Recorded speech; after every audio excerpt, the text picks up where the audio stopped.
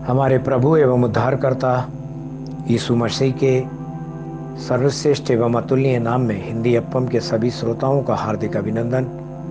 आज दिनांक 7 नवंबर दिन शुक्रवार सन 2020 का मनन के लिए पाठ। आज का शीर्षक है मेरी सामर्थ तुम में होगी। निर्गमन उसके 9वें अध्याय के 16वें वचन में हम पाते हैं, परंतु सचमुच मैंने इसी कारण तुझे बनाए रखा है कि तुझे अपनी सामर्थ्य दिखाऊं और अपना नाम सारी पृथ्वी पर प्रसिद्ध करूं। अजीजों, परमेश्वर ने आपको दृढ़ रहने के लिए बनाया है।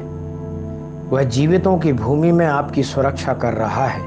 कारण यह है कि जब आप परमेश्वर के लिए उठें और प्रकाशित हों, तब आपके द्वारा उसकी सामर्थ्य प्रकट होना चाहिए। यदि आप परमेश्वर के लिए दृढ़ता से खड़े होना चाहते हैं तो आपको बार बार पवित्र शास्त्र को पढ़ना होगा।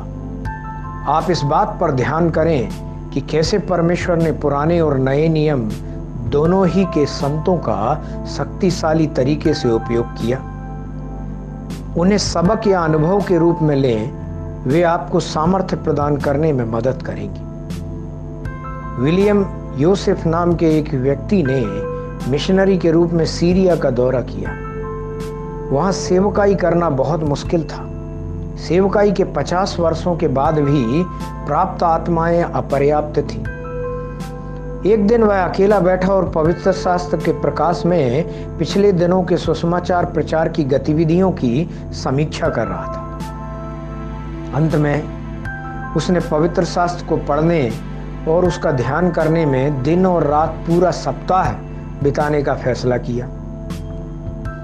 जब वह हर दिन भूख और प्यास के साथ पवित्र शास्त्र का अध्ययन करता गया तो पवित्र आत्मा ने अद्भुत रूप से उससे बात की। उन्होंने कहा, बेटा, मैं एक पक्षपात रहित परमेश्वर हूं। मैं तुम्हें उन वरदानों एवं सामर्थ्य को देने के लिए उत्सुक हूं जो मैंने पुराने और नए नियम के संतों को दिए, लेकिन तुमने अपनी सेवकाई में अब तक मुझे प्राथमिकता नहीं दी है। तुम आत्माओं को प्राप्त करने में असमर्थ हो क्योंकि तुम अपनी आत्मशक्ति पर भरोसा करके कार्य कर रहे हो।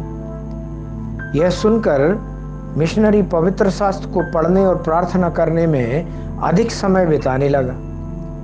कोई भी आदमी अपनी आत्मशक्ति से यरीहो की दीवारों को नहीं तोड़ सकता था। कोई भी व्यक्ति अपनी आत्मशक्ति से लाल सागर को 2 भागों में विभाजित नहीं कर सकता था। कोई भी व्यक्ति अपनी आत्मशक्ति के द्वारा यर्दन नदी को वापस नहीं बहा सकता था। ये सभी बातें केवल परमेश्वर की शक्ति और सामर्थ्य के द्वारा ही हो सकती हैं। पहले कदम के रूप में उस मिशनरी ने 11 ऐसे लोगों को चुना और उनके नाम एक कागज के टुकड़े पर लिखा जो उसके लक्ष्य के लिए बहुत कठिन लोग थे।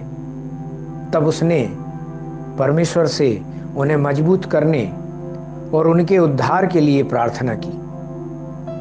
3 हफ्तों के भीतर सभी 11 व्यक्तियों ने यीशु मसीह को अपने उद्धारकर्ता के रूप में स्वीकार कर लिया। तब से उसकी सेवकाई बहुत सामर्थी रूप में बदल गई। परमेश्वर के प्रिय बच्चों, यदि आप पवित्र शास्त्र और प्रार्थना को पहली प्राथमिकता देते हैं तो परमेश्वर आपको अपनी सामर्थ्य और अनुग्रह प्रदान करेगा। आज के ध्यान करने के लिए जो वचन लिया है, पहला इतिहास की पुस्तक उसके 29वें अध्याय के 12वें वचन में, जहां इस तरह लिखा है, सामर्थ्य और पराक्रम तेरे ही हाथ में है और सब लोगों को बढ़ाना और बल देना तेरे हाथ में है। परमेश्वर इन वचनों के सुनने पर आपको आशीषित करे। प्रतिदिन के पवित्र शास्त्र के अध्ययन में हमने प्रातः काल के लिए लिया है यिर्मयाह 40, 41 और 42वां अध्याय, और शाम के लिए इब्रानियों की पुस्तक उसका 4था अध्याय।